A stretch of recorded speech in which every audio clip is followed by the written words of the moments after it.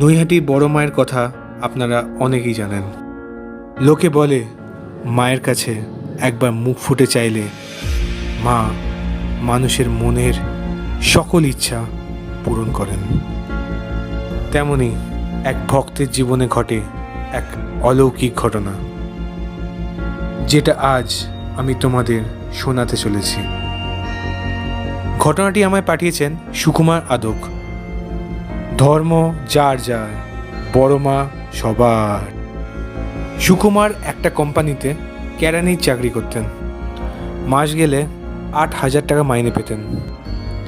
কোনো রকমে বৃদ্ধ মা বাবাকে নিয়ে একটি ছোট্ট এক কামরার ঘরে জীবনযাপন করতেন।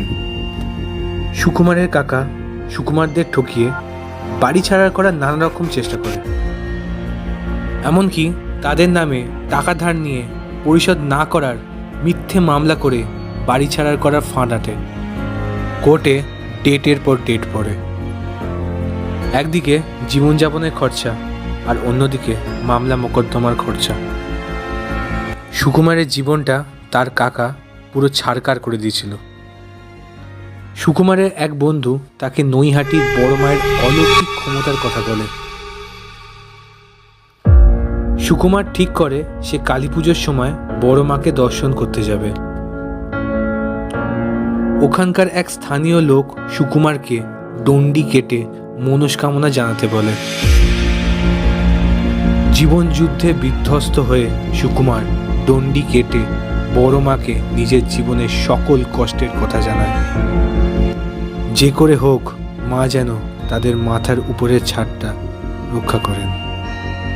ভাইফোঁটার পর কোর্টে নতুন ডেট পড়ার চিঠি আসে। সুকুমার অলৌকিকভাবে সেদিন ন্যায় বিচার করে। সুকুমারের যে কাকা টাকা দিয়ে লোক ভাড়া করেছিল আদালতে মিথ্যা সাক্ষী দেওয়ার জন্য, তা অলৌকিকভাবে সবার সামনে চলে আসে।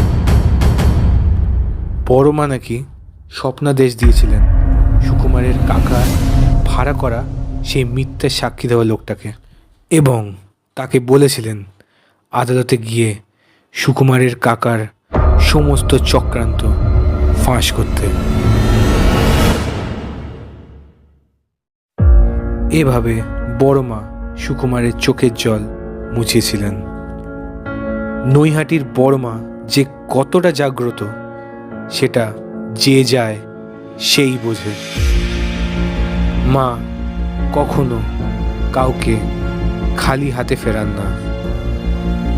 দুষ্টের দমন এবং শিষ্টের খগন করেন। আপনাদের জীবনে যদি এরকম কোনো অলৌকিক ঘটনা ঘটে থাকে তাহলে অবশ্যই কমেন্ট করবেন, আর এরকম অলৌকিক সত্য ঘটনা শুনতে চ্যানেলটিকে সাবস্ক্রাইব করবেন।